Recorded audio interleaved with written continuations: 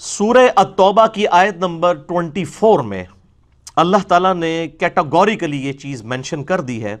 اعوذ باللہ من الشیطان الرجیم، بسم اللہ الرحمن الرحیم. قل ان کان آباؤکم وابناؤکم واخوانکم وازواجکم وعشیرتکم. اے نبی صلی اللہ علیہ وآلہ وسلم، آپ ارشاد فرما دیجئے اپنے امتیوں سے کہ اگر تمہارے ماں باپ اور تمہاری اولاد اور تمہارے بہن اور بھائی اور تمہارے کنبے کے لوگ، وہ اموال اور تمہارے مال، اقترفتموہا وتجارۃ تخشون کسادہا، وہ مال جو تم نے بڑی محنت سے کمائے ہیں اور وہ تجارت جس کی مندی کا تمہیں ہر وقت اندیشہ لگا رہتا ہے، وَمَسَاكِنُ تَرْضَوْنَهَا، اور وہ مکان جو تمہارے بڑے پسندیدہ ہیں، تمہارے ایسٹس جتنے ہیں. یہ 8 چیزیں اللہ تعالیٰ نے گنوائی ہیں. احب الیکم من اللہ ورسولہ، اگر یہ 8 دنیا کی چیزیں تمہیں پسندیدہ ہیں اللہ اور اس کے رسول کے اگینسٹ، وجہاد فی سبیلہ، اور اللہ کے راستے میں جہاد کرنے سے بڑھ کر، جہاد میں یعنی جو جہاد بالنفس ہے وہ بھی شامل ہے اور جہاد بالسیف بھی یعنی قتال بھی شامل ہے. فَتَرَبَّصُوا حَتَّى يَأْتِيَ اللَّهُ بِأَمْرِهِ، تو پھر تم انتظار کرو اس دن کا کہ اللہ تعالیٰ کا حکم عذاب تم پر آ جائے.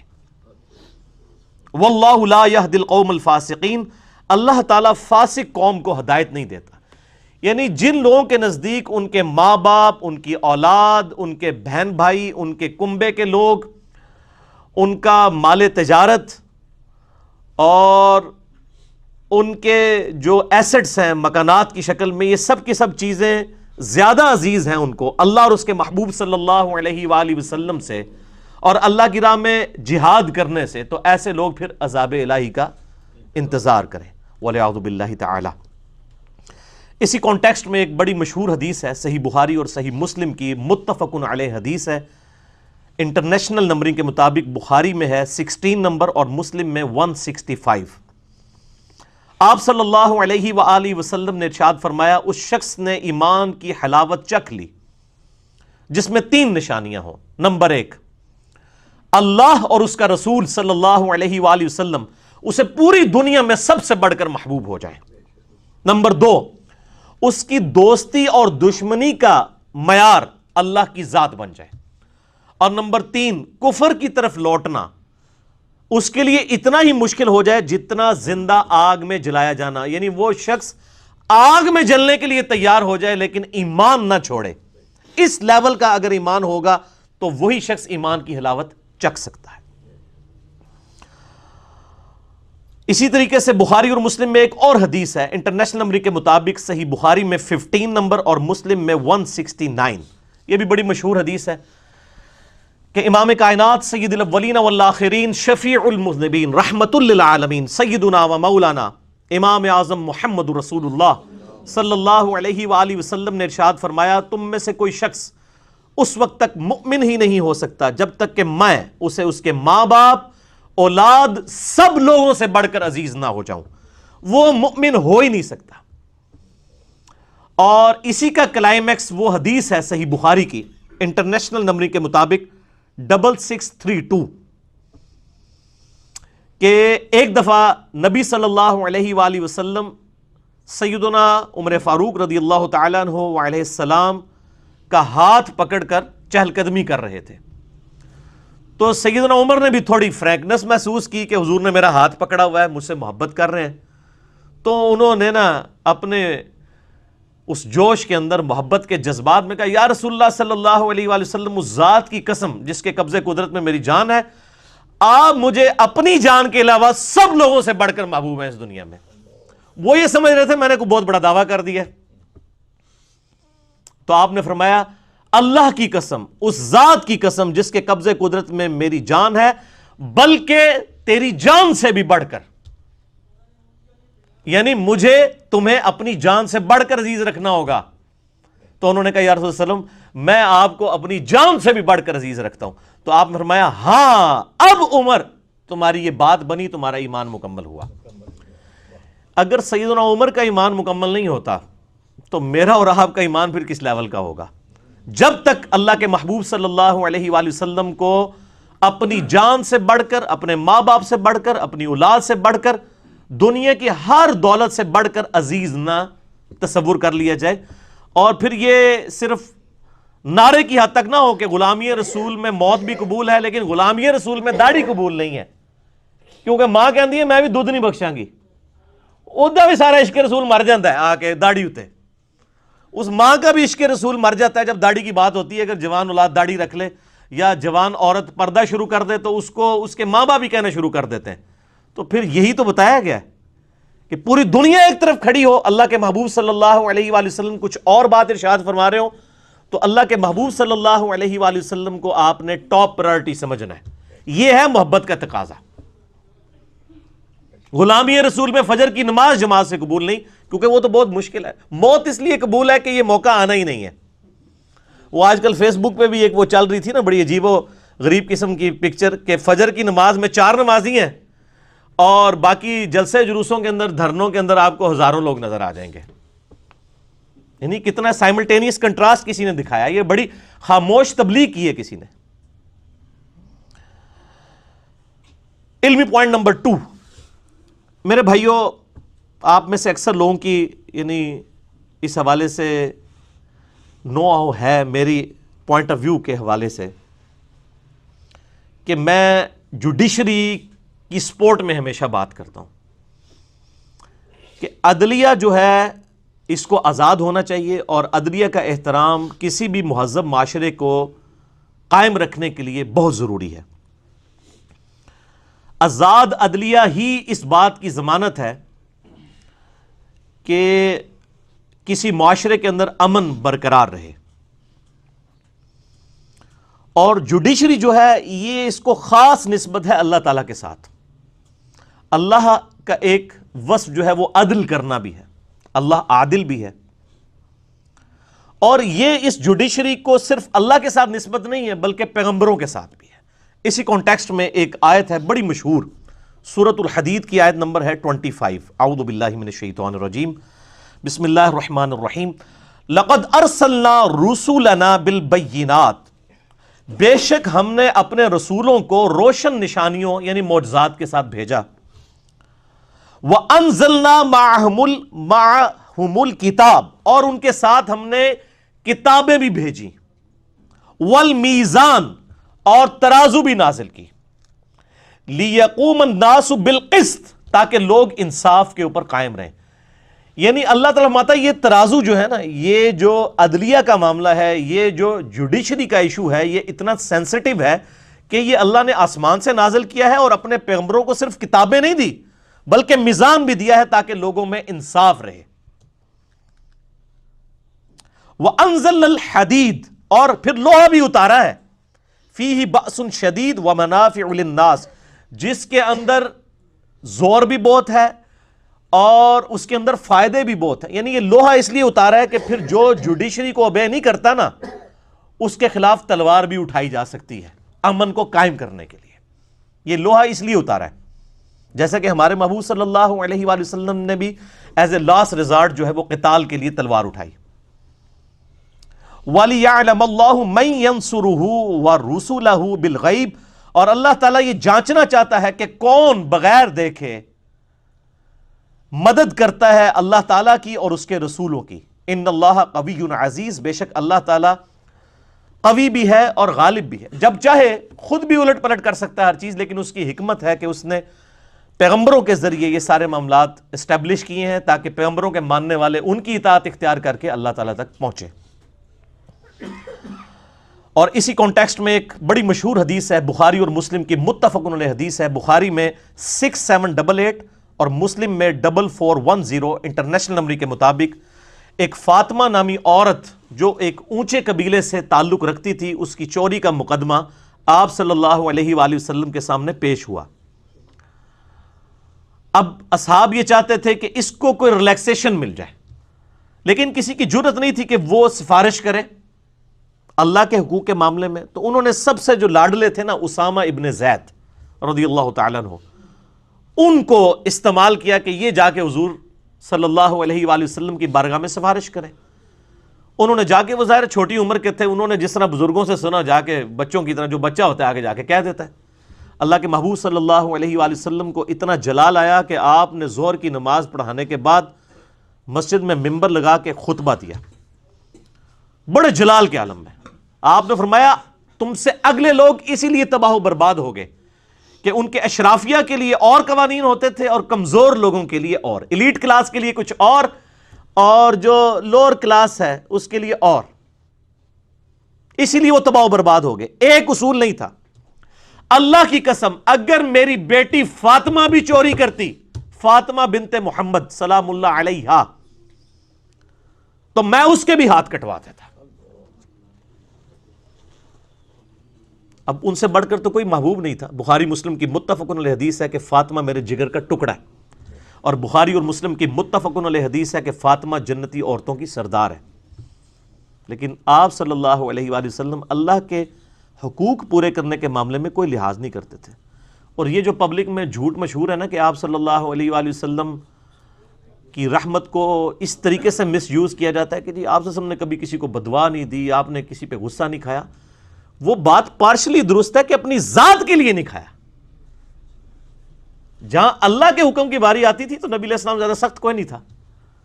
بخاری اور مسلم کی حدیث ہے کہ جو لوگ مسجد میں نماز نہیں پڑھتے نا، آ کے میرا دل کرتا ہے کہ میں اپنی جگہ کسی کو امام مقرر کروں، اور اگر مجھے بچوں اور عورتوں کا خیال نہ ہو ان کے گھروں کو آگ لگا دوں. اور سنن نسائی میں اس کی ڈیٹیل موجود ہے کہ یہ فجر کی نماز کے بارے میں آپ نے فرمایا تھا، جب کچھ لوگ صحابہ کرام میں سے فجر کے وقت مسجد میں نظر نہیں آئے. تو جو ریشو پروپورشن چیزوں کا دیکھنا چاہیے، کس چیز کی کتنی امپورٹنس ہے، اس کو اتنی ورث دی جائے. تو آپ صلی اللہ علیہ وآلہ وسلم کا کنسیپٹ جو پیش کیا ہوا ہے نا، یہ بالکل غلط کنسیپٹ ہے. اللہ کے احکام کے معاملے میں آپ سے زیادہ سخت کوئی نہیں تھا. اپنی ذات کے معاملے میں آپ معاف فرما دیا کرتے تھے. وہ بخاری مسلم میں درجنوں حدیث ہیں، وہ ایک ٹاپک ہی الگ ہے.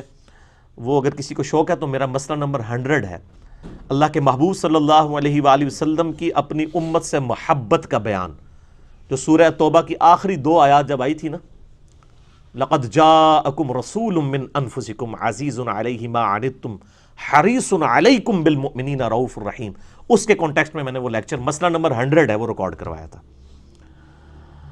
اور اس حوالے سے سیدنا مولا علی رضی اللہ تعالیٰ عنہ علیہ السلام کا قول بڑا مشہور ہے، جس سے عملی تواتر حاصل ہے اہل سنت اور اہل تشیع دونوں کے ہاں، کہ مولا علی فرمایا کرتے تھے، چونکہ وہ چیف جسٹس بھی رہے سیدنا عمر کے دور کے اندر حجاز کے، وہ فرمایا کرتے تھے کہ کوئی معاشرہ بغیر ریلیجن کے تو چل سکتا ہے، لیکن بغیر انصاف کے نہیں چل سکتا.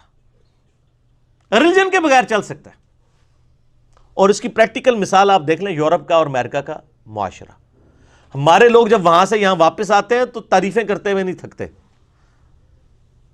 اور یہاں سے جب وہاں جاتے ہیں تو ادھر کی برائیاں کرتے ہوئے نہیں تھکتے، بلکہ یہاں بھی آ کے ادھر کی برائیاں کرتے ہیں اور جسٹیفائی ہوتے ہیں.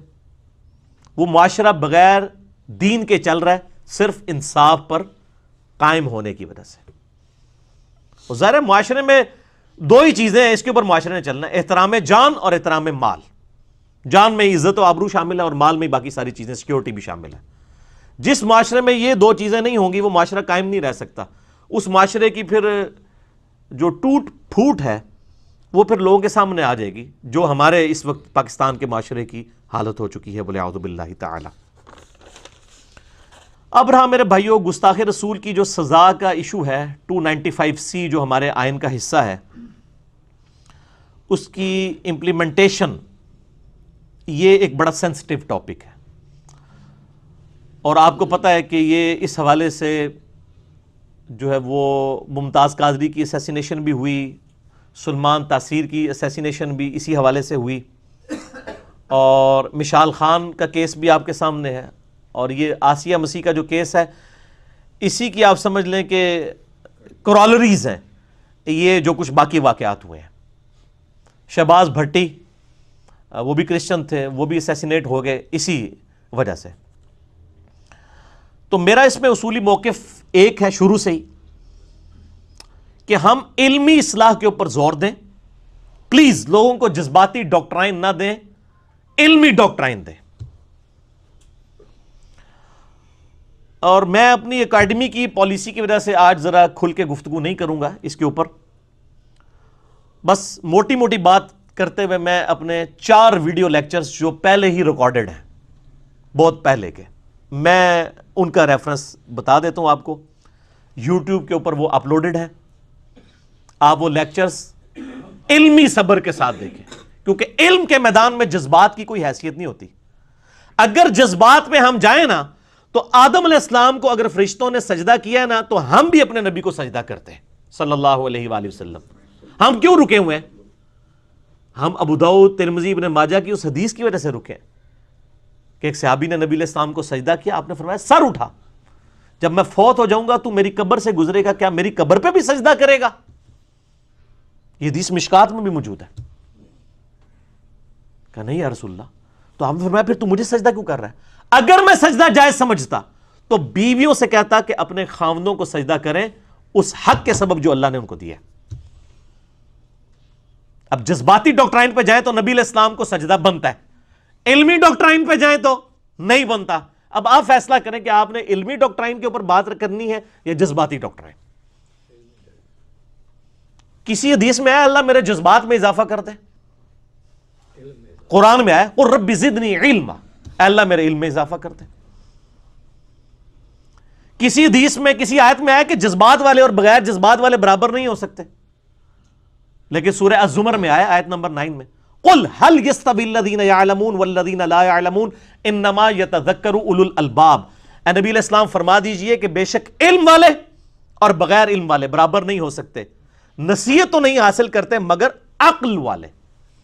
عشق دے چلے نمبر نہیں لے گئے، وہ کہتے ہیں عشق دے چلے نمبر لے گئے، عقل والے آتے انجے ہی عمرہ گالیاں. نہ، عقل والے دنیا میں بھی نمبر لے گئے، آخرت میں بھی لے گئے. علم کے اوپر بنیاد. پھر آیا سورہ فاتر میں انما یخشی اللہ من عبادہ العلماء،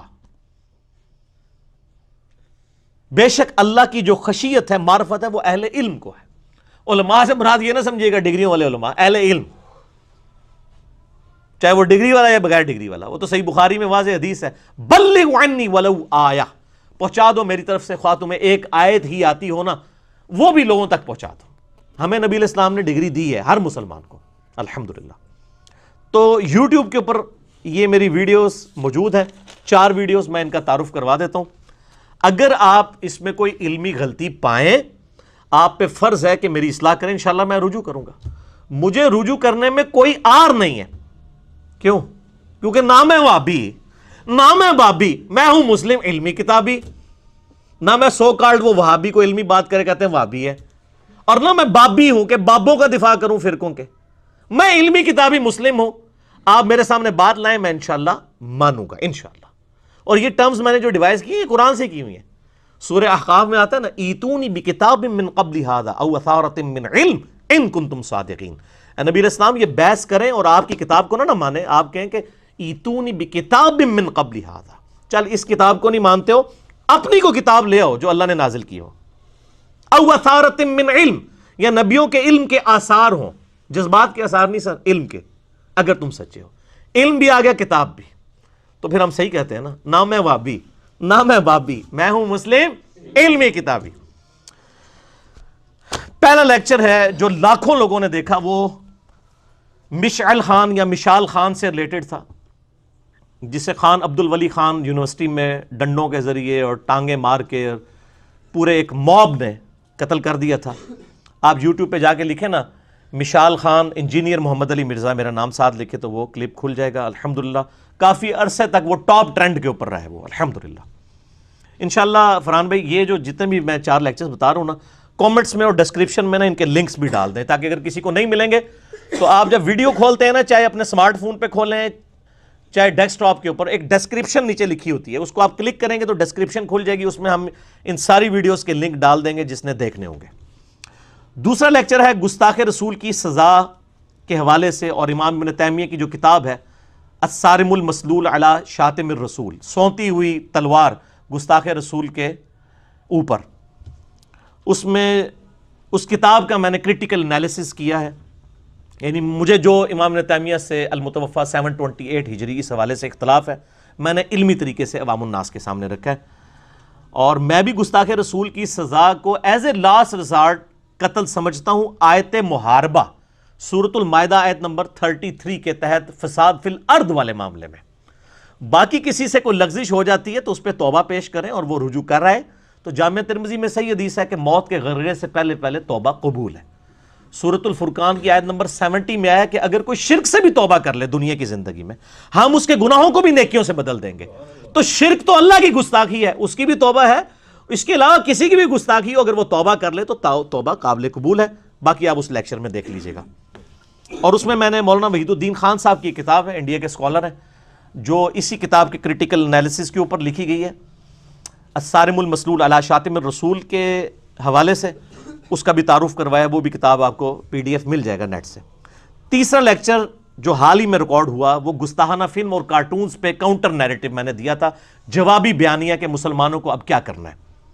وہ بھی ایک امپورٹنٹ لیکچر ہے، آپ لکھیں کاؤنٹر نیریٹو آن گستاخانہ cartoons and films engineer Muhammad Ali Mirza, تو وہ کلپ کھل جائے گا. باقی ہم لنک بھی اس کے اندر انشاءاللہ ڈال دیں گے. اور چوتھا لیکچر جو آج کی نوجوان نسل کے لیے بہت ضروری ہے، کیونکہ اس وقت جو پڑھا لکھا نوجوان طبقہ ہے وہ علماء کے مس کنڈکٹ کی وجہ سے اور ٹی وی اینکرز کی غلط پٹیاں پڑھانے کی وجہ سے، دونوں ہی مجرم ہیں اس میں، وہ دین سے متنفر ہو رہا ہے. اور ظاہر ہے جب علماء یہ آ کے کہیں گے کہ بھئی گستاخوں کو گالیاں نکالنا ثواب کا کام ہے تو ایک ینگ جنریشن تو سوچے گی کہ یار یہ کون سا دین ہے. تو اس کے اگینسٹ میں نے ایک کلپ ریکارڈ کروایا اور ان کے دلائل کا میں نے کریٹیکل انالیسس کیا. صرف 15-20 منٹ کا یہ کلپ ہے. اس کا عنوان ہے کیا گستاخوں کو گالیاں دینا ثواب کا کام ہے، اور سیدنا ابوبکر صدیق کے اوپر یہ تہمت لگائے گی. اور کچھ قرآن سے بھی دلائل میں نے سارا انالیسس کیا ہے تاکہ لوگوں کو پتہ چلے کہ بعض لوگ بڑے فخر سے کہہ رہے ہوتے ہیں نا جی ہم بارود والے نہیں ہیں، ہم درود والے ہیں، کہہ رہے ہوتے ہیں نا. تو سر اس کو ریوائز کریں، آپ یہ کہا کریں ہم بارود والے نہیں ہیں، درود والے ہیں، اور ہم گالیاں دینے والے نہیں ہیں، گالیاں کھانے والے ہیں. جیسے درود پڑھنا اللہ اور اس کے محبوب صلی اللہ علیہ وآلہ وسلم پر، نبی علیہ السلام پر اللہ اور فرشتوں کی سنت ہے، اس طرح گالیاں کھانا کس کی سنت ہے؟ ہمارے نبی علیہ السلام کی.